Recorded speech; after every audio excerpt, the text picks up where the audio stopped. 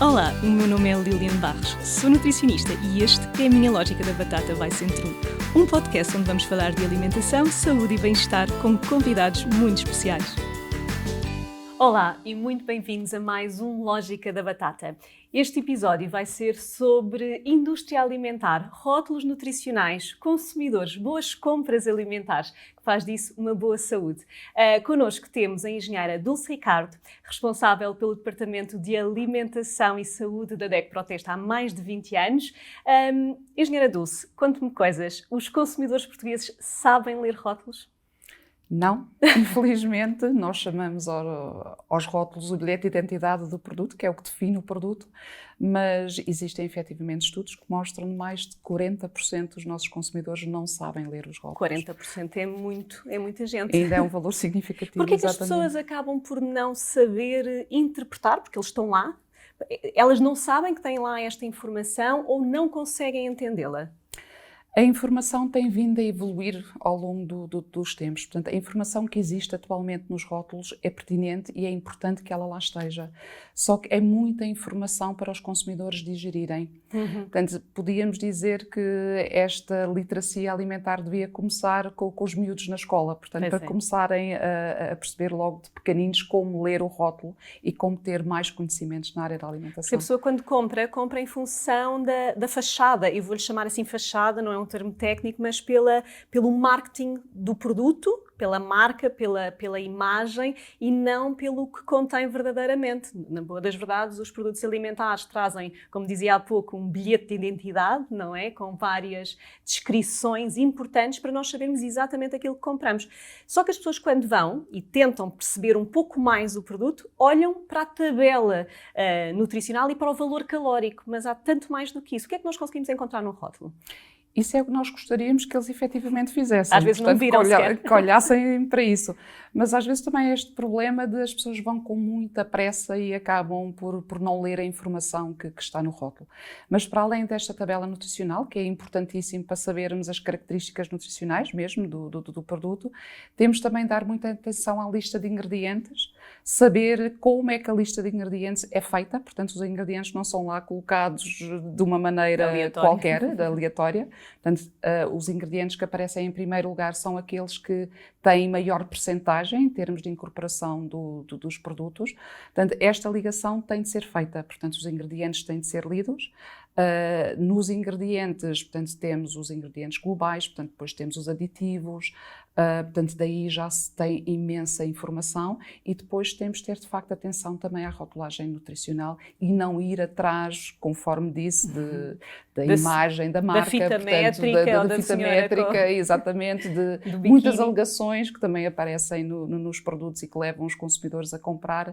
Agora, portanto, tem de ser feita uma leitura atenta. Agora existem também alguns facilitadores, quase como se fosse um descodificador da informação que ajuda o consumidor a comprar de forma mais visual, não é? Falávamos também sobre o Nutri-Score, que dá aqui alguma informação. Eu não sei se as pessoas estão familiarizadas com isto, é uma coisa recente, o Nutri-Score, como é que ajuda a facilitar a compra de produtos mais saudáveis a quem procura esta informação? Como referi no início, portanto, eu estou na DEC há mais de 20 anos e nós temos tido esta luta ao longo dos últimos anos. Portanto, eu lembro de há cerca de 15 anos atrás, nós fizemos exatamente um estudo junto de consumidores a perguntar-lhes o que é que eles queriam efetivamente nos rótulos, porque já existia esta informação nutricional que para eles era de difícil leitura. E então eles queriam exatamente, faziam ali uma ligação, gostavam de ver cores, portanto se vissem as cores relacionavam muito com posso comer, não posso, posso comer menos, portanto o vermelho, o amarelo, o verde, e gostavam muito também de ter um resumindo e concluindo sobre, afinal, o que é este produto vale. O Nutri-Score vem responder exatamente a isso que os consumidores queriam, portanto é apresentado através de letras, A, B, C, D e E, e através de cores que vai desde o verde e depois degrada para um verde mais claro até ao vermelho. Portanto, ou seja, se eu tiver ali um A com o verde, já sei que esse produto do ponto de vista nutricional, é mais saudável do que um que tenha uma letra E e uma coloração E quais as vermelha. limitações? O Nutri-Score tem aqui algumas limitações entre produtos de categorias diferentes. Por exemplo, eu posso comparar um A com um B, uns cereais de pequeno almoço com um iogurte, ou isto não acaba por ser uma limitação? Os cereais são melhores ou piores do que... Não é uma limitação, portanto, isto é exatamente, o Nutri-Score não serve para comparar entre produtos, isto até é uma coisa prática. Eu vou, por exemplo, às compras, quero comprar iogurte, não é por um pacote de cereais, conforme referiu, ter um Nutri-Score diferente, que eu, em vez do iogurte, vou comer os cereais. Portanto, é para comparar alimentos da mesma categoria de alimentos. Exatamente, portanto, a compara por 100 gramas ou por 100 mililitros, para ser uma dose uniforme, dentro da mesma categoria de produtos. E o que é que classifica um produto como A? O que é que faz com que o produto seja A e não B ou C ou D? Quais são essas características? Portanto, o ser bom ou mau é muito relativo, não é? Às vezes. Atrás da classificação do Nutri-Score há um algoritmo em que, para esse algoritmo, contribuem fatores negativos, nomeadamente a gordura saturada, o sal, que entra com pontos negativos, e depois entram pontos positivos, nomeadamente a percentagem de fruta, a percentagem de proteína, e de acordo com esse cálculo que depois é feito, assim é depois atribuído a classificação entre o A e o E. Que evoluções é que têm existido em relação a esta informação que é passada nos rótulos?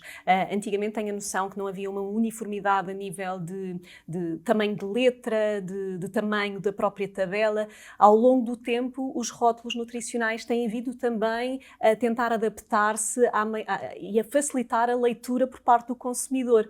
Que evolução é que tem existido? Isso agora está tudo legislado, portanto, não só na declaração nutricional, mas também nos ingredientes existe um tamanho mínimo de letra.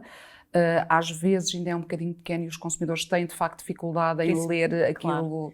Ainda por cima vivemos numa população envelhecida, não é? Às vezes a capacidade da leitura daquelas letrinhas tão pequeninas, mas a própria nomenclatura às vezes também pode não ser clara. Sim, é nomenclatura e às vezes até as cores, também aquele contraste. Portanto, nós quando fazemos as nossas análises aos produtos diferentes, portanto às vezes temos dificuldade em nós próprios estar a ver os rótulos, porque obedece a esta legislação em termos de tamanho da letra, só que depois há contrastes que nós não conseguimos efetivamente ver. Portanto, há ainda muita melhoria a fazer nesse sentido.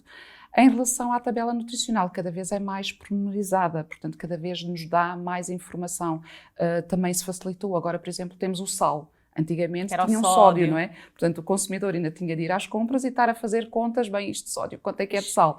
Portanto, sim. Já agora ou também... se calhar há mesmo consumidores que não sabem que sódio significava alguma ponte para o sal, não exatamente. é? Portanto, era exatamente isso. Tínhamos de dizer sal, cloreto de sódio, é assim que se fazem as contas, portanto, claro. Tem havido algum facilitar nesse sentido, sim. E às vezes eu acho que as pessoas vivem um pouco no receio da indústria alimentar e, portanto, o facto de não entenderem aquilo que está escrito ou não conseguirem perceber exatamente o que é suposto encontrar, como por exemplo uma alegação muito comum e que vende muito é sem adição de açúcares, ou sem açúcares adicionados. Mas depois nós podemos chegar à tabela nutricional e ver hidratos de carbono, dos quais açúcar e existir açúcar. E a pessoa pensar, não, afinal há açúcar, mas não é adicionado. Portanto, estes açúcares da tabela nem sempre são necessariamente açúcares de adição, não é? Eu acho que há pessoas que não sabem isto. Veem a quantidade de açúcar como um açúcar adicionado ao produto. Ora, é interessantíssimo estar a falar dessa questão, porque é uma das questões que muitas vezes nos é colocado isto é mentira, pelos nossos... sem adição de açúcar. Exatamente, aqui, portanto, nós tivemos há pouco tempo uma campanha em que pedimos a colaboração dos consumidores em relação a rótulos que eles consideravam enganosos. E muitos nos mandaram isso a dizer, mas isto diz aqui que não tem açúcar, mas depois a tabela efetivamente... Não, mas basta, por exemplo, ter fruta adicionada. Portanto, a fruta tem aquele açúcar naturalmente presente. Exatamente. Se nós formos, por exemplo, para o leite tem lactose, que também é um açúcar. Portanto, açúcar não significa que foi para lá colocado sacarose. Portanto, daí, mais uma vez, a importância de ler corretamente os rótulos e de fazer a ponte com os ingredientes. Nós temos muito medo dos açúcares de adição, mas os açúcares não se chamam só açúcares na lista de ingredientes, não é? Sim. Como é que nós conseguimos ou facilitar isto e chamar tudo o mesmo, ou instruir a população em geral de todos os nomes que são açúcares, as ozes, as dextrinas, as dextroses, os xaropes de...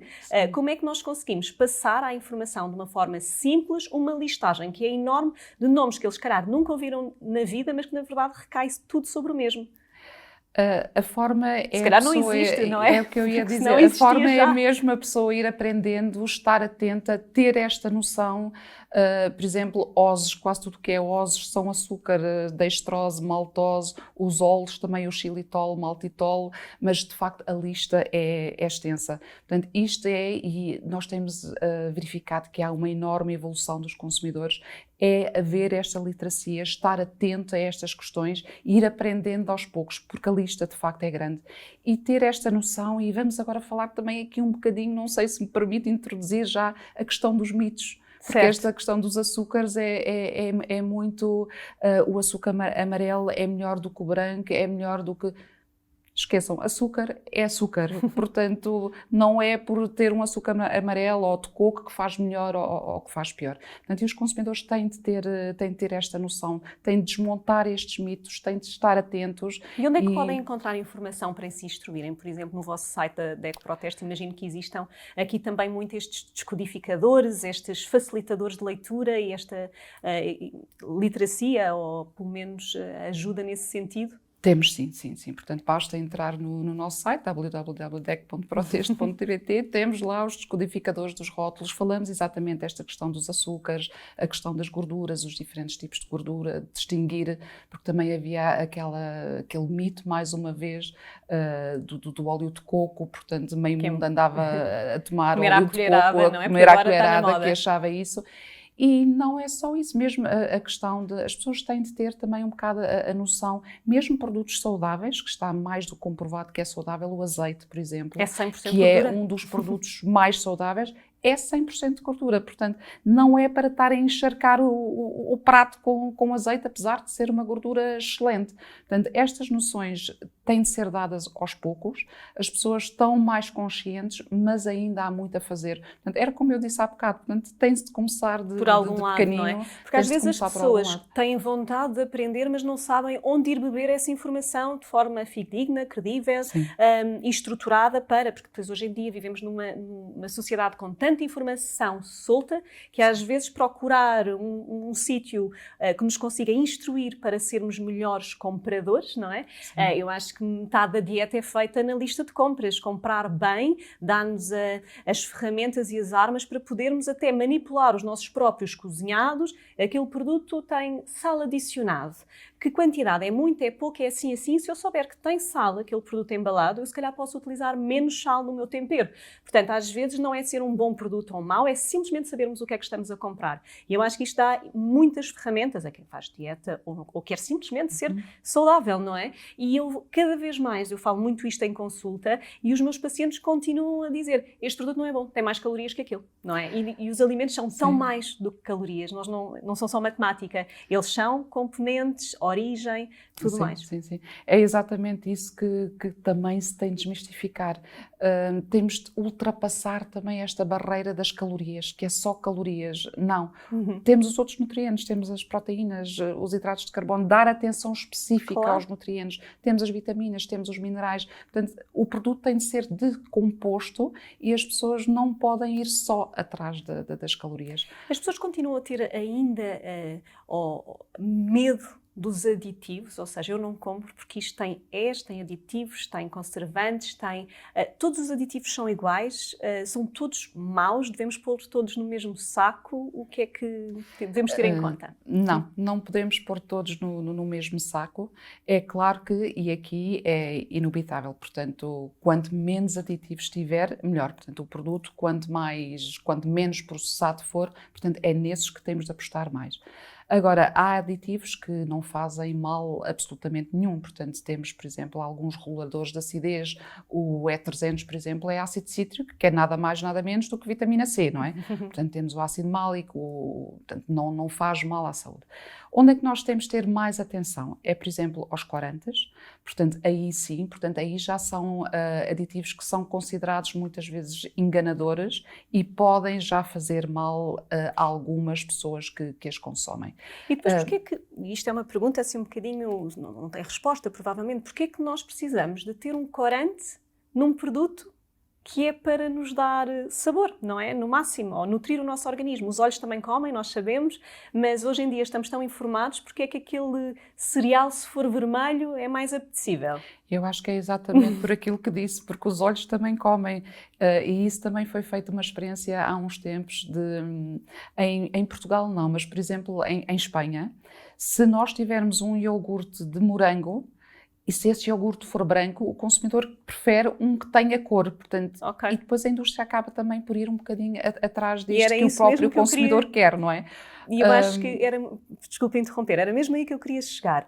Nós ditamos as modas, nós ditamos as regras, nós criamos o monstro, nós não queremos aditivos, mas ao mesmo tempo, quando compramos, procuramos, sem saber lista de ingredientes, e se não soubermos que tem aditivos, vamos procurar aquele que nos salta à vista, pela cor, pelo cheiro. Porque é Exato. que tem de cheirar mais a banana, não é? Tipo um iogurte que tem de ter um aroma à banana porque, para ter um intensificador de odor. Às vezes é simplesmente irmos à genuinidade, estamos um bocadinho a afastar-nos da natureza, não é? Exatamente, está a haver esse afastamento. Aliás, os aditivos só podem ser utilizados, e isto por lei, quando tecnologicamente não é possível chegar ao resultado que nós queremos.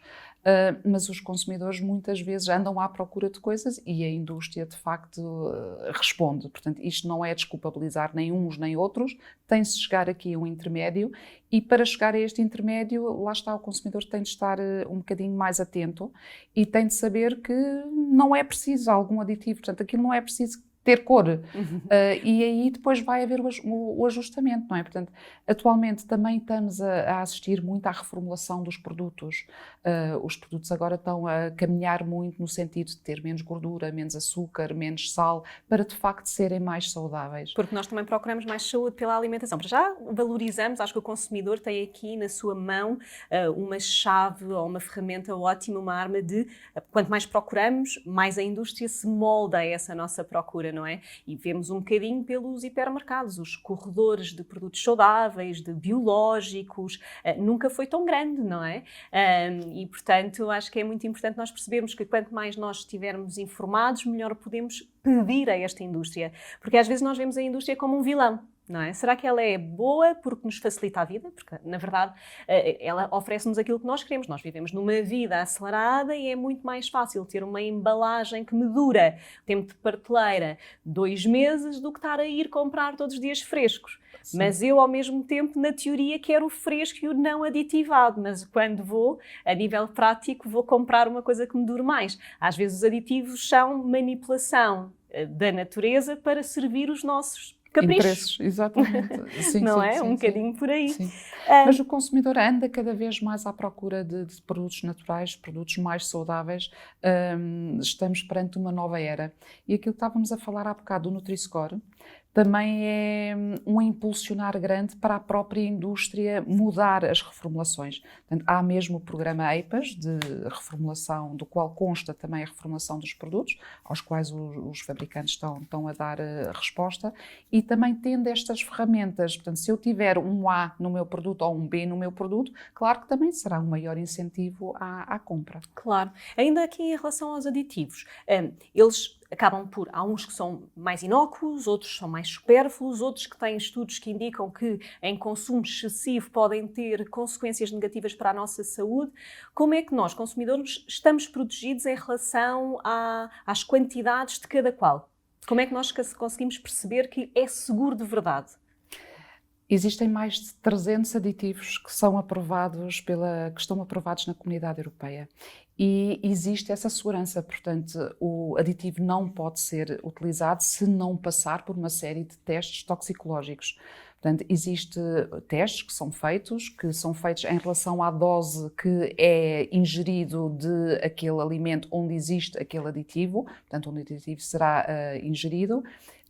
E é feito a parte da toxicologia em animais e depois é feita a extrapolação para humanos entrando com um fator de 100, ou seja, 100 vezes mais seguro do que aquilo que deveria ser. Depois estes estudos são submetidos à EFSA, que é a Agência Europeia de Segurança Alimentar. Portanto, eles efetivamente são seguros dentro daquelas quantidades que a pessoa tem de consumir.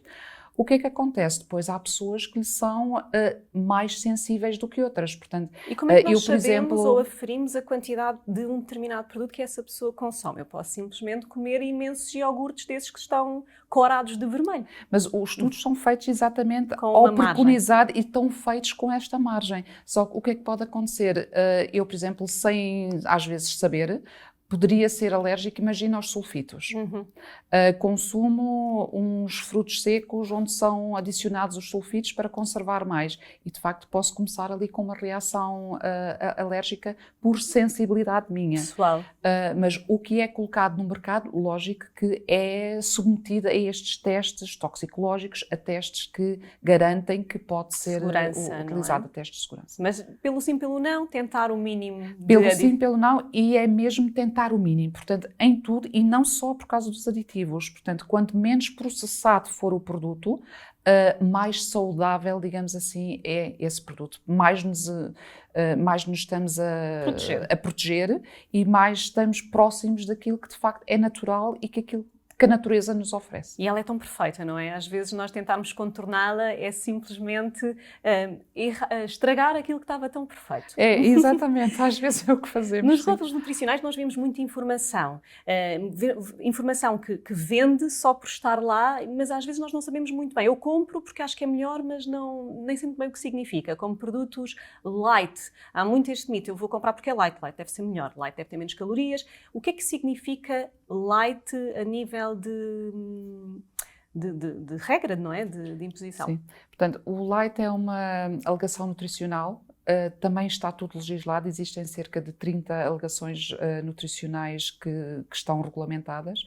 O light não é só em relação à gordura, portanto, o light pode ser em relação à gordura, em relação ao açúcar, significa que tem menos 30% comparativamente ao seu equivalente. Ou seja, portanto, há ali sempre um ganho, se for, por exemplo, gordura, se eu tenho um produto mãe, digamos assim, que tem 10 gramas de gordura, portanto, eu vou ter que tirar os 30% aos 10 e só aí é que eu poderei escrever que é um produto light. Portanto, haverá aí um ganho em termos de gordura. E aqui também é importante que o consumidor veja e que esteja atento em relação a que é light, porque as pessoas também, os consumidores, têm muita ideia que o light é só as calorias, conforme disse, ou a gordura, mas pode também ser light em relação ao açúcar, por exemplo. Entra sempre com estes 30%. Pois, e às vezes nós estamos a achar que estamos a comer menos gordura porque é light, mas estamos só a comer menos açúcar, não é necessariamente mau. Mas também há que eu acho que é um mito, mas vai-me ajudar a perceber isto. Light não é bom, porque se eles tiram qualquer coisa, têm de pôr qualquer coisa extra. Portanto, tiramos gordura, açúcar, ou seja o que for, mas está carregado de aditivos. Isto não é necessariamente assim. Há lights e lights. Há lights que se introduzem outros ingredientes, provavelmente, sim ou não, menos salutares do que aqueles originais, mas há outros lights que há simplesmente a redução do elemento nutricional, correto? Correto, sim. E mais uma vez, ver a lista dos ingredientes. Pois. Eu vou dar um exemplo, por exemplo, o chocolate. O chocolate, por exemplo, pode ser light porque lhe retirei açúcar, mas depois aí vou colocar mais gordura. Portanto, lá está, irá ser também mais calórico. Pode ser pior, mas um pior relativo. Claro. Portanto, se eu quiser efetivamente estar a ingerir menos açúcar, tenho de estar consciente que posso estar a ingerir mais gordura e vou ter mais calorias também naquele produto. Ou também pode ser light em relação à gordura e para haver uma maior palatabilidade, portanto, um melhor gosto, digamos, do produto, o que é que fazem? Põem mais açúcar. Claro. Portanto, se eu não quiser ingerir mais açúcar, tenho de estar atenta, lá está, à lista de ingredientes e à declaração nutricional. Muito bem, muito bem. Outra coisa que também tem vendido mais, acho eu falo aqui em vendas, mas eu, claro, não tenho os números, mas acho que as pessoas estão muito mais à procura do biológico. O selo biológico, hoje em dia, só por si, não sei se por um descarte de consciência e uma desresponsabilização se é biológico, eu estou a comer melhor, se eu estou a pagar mais caro é porque é mais nutritivo. O que é que significa um produto com selo verde biológico? O que é que ele traz, na verdade, e quais são as diferenças no seu processamento, no seu cultivo, para ter este selo? Portanto, a agricultura biológica, por definição, não pode utilizar produtos fitofarmacêuticos, portanto, não pode utilizar pesticidas, não pode utilizar fertilizantes com químicos de síntese, não pode utilizar os OGMs, que são os organismos geneticamente modificados. É um tipo de cultura que também respeita mais o ambiente e a diversidade, a biodiversidade das espécies. Em termos da outra questão que me colocou, se é necessariamente mais saudável do que um produto proveniente da agricultura convencional, chamemos assim, não há provas de que o seja. Portanto, não há provas de que seja um produto mais nutritivo ou mais saudável do que o outro. Porque também na agricultura convencional, se forem aplicadas as boas regras, também estamos a obedecer a um produto que é saudável para o consumidor. Aqui o que é muito importante, em vez de nos estarmos muito a focar na agricultura biológica, na agricultura convencional, as pessoas têm de aprender a comer. Portanto, têm de aprender a comer aquilo que é sobretudo da época. Portanto, não andarem à procura de morangos numa altura que não é para comer morangos, porque aí é que está a riqueza dos alimentos. Portanto, comer da época, comer o local. Aqui também entramos com a questão da sustentabilidade que tanto nos preocupa hoje em dia. Portanto, para que é que devemos estar a comprar um produto que não é da época, que vem de avião, sim, que é não sei de onde, verde, que é amadurecido em estufas rapidamente para ficar bonito, não é? E exposto depois para a compra. E eu acho, mais uma vez, natureza, e eu acho que a preocupação do biológico é genuína, não é? Eu quero trabalhar e tratar esta terra porque é esta terra que vai nutrir os alimentos que cultiva, não é? E, portanto, sim, esta preocupação pelo ecossistema é extremamente de valorizar. Mas será o biológico a solução? Qual é a melhor forma de eu, enquanto consumidora, preocupada com a saúde do animal, não é? Com a nutrição, com a saúde e com o planeta, qual é a minha melhor forma de comprar, produzir? Será que todos nós temos de ter a nossa horta e produzir os nossos próprios produtos? Eu acho que sim, mas sim, não há condições, pelo menos nas cidades, não é? Para conseguirmos fazer isto. Como é que eu consigo proativamente cuidar do nosso planeta enquanto como? É da forma que eu estava a referir, mas deixe-me só dizer, em relação aos produtos da agricultura biológica, são produtos que são muito controlados, portanto o consumidor pode reconhecer os produtos da agricultura biológica porque tem uma folhinha verde, tem exatamente uma certificação, portanto são controlados, há aqui toda uma garantia do seu modo de produção, tal como no convencional, mas aqui as regras são mais apertadas, portanto, comparativamente, há aqui um controlo muito grande. Só que o consumidor, para ter, e respondendo à sua questão, o importante é mesmo comprar local, comprar o produto da época e não estar à espera de grandes milagres. Também temos de ter esta noção, podemos agora extrapolar, por exemplo, para a fruta feia. Portanto, antes havia muito esta mania de a fruta não é perfeitinha, portanto não tem aquele brilho, não tem aquele tamanho, não. Descarta-se, não é? E descarta. E não, portanto, uma coisa não está relacionada com a outra. Portanto, ter estas noções irão ajudar. Boa. E porquê que o produto biológico é necessariamente mais caro? É marketing? Porque é um produto de valor acrescentado e estão a ganhar muito dinheiro com isto? É porque é verdadeiramente mais nutritivo ou é porque o custo de produção é tão mais elevado? O custo de produção é mais elevado, portanto o rendimento é menor, portanto tem de haver um maior espaçamento de culturas e também em relação aos animais... Há maior perdas, provavelmente, também? Há também maior perdas, portanto logicamente que há meios de combate também na agricultura biológica, mas as perdas certamente que são maiores. Mas quero voltar a frisar que não são produtos que nutricionalmente são mais saudáveis do que os outros, portanto não há prova disso. Muito bem.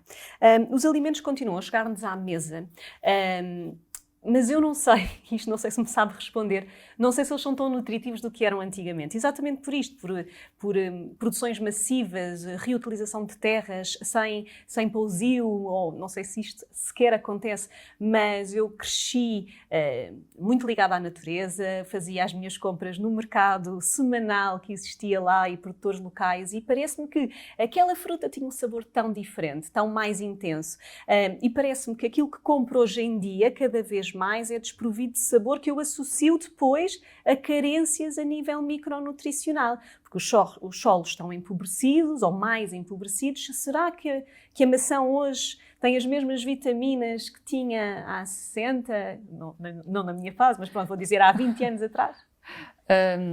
Muito sinceramente, não temos feito esse seguir dos produtos em termos nutricionais, mas realmente o produto vai beber à terra onde está a ser produzido, não é? Portanto, se eu tiver uma produção muito massiva, o solo também vai ficar mais esgotado.